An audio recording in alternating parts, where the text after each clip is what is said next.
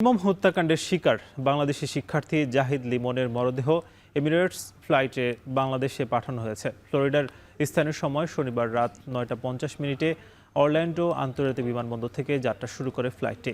Press minister গোলাম মোর্তজা তার verified Facebook পেজে এ তথ্য নিশ্চিত করেছেন। এ সময় বিমানবন্দরে উপস্থিত ছিলেন মিয়ামির বাংলাদেশ কনসুলেটের কনসাল জেনারেল সেহেলি সাবরিন। তিনি পুরো বিষয়টি তত্ত্বাবধান করেন। মরদেহ ঢাকায় পৌঁছাবে ৪ মে সকাল ৮টা ৪০। এদিকে নিহত আরেক শিক্ষার্থী নাহিদা সুলতানা বৃষ্টির মরদেহ বাংলাদেশে পাঠানোর প্রক্রিয়া চলছে। ৬ মে দুপুর ২টায় ফ্লোরিডার ট্যাম্পায় বৃষ্টির প্রথম জানাজা অনুষ্ঠিত হবে। মিয়ামি কনসুলেটের মাধ্যমে পুরো বিষয়টি সমন্বয় করছে ওয়াশিংটন ডিসির বাংলাদেশ দূতাবাস।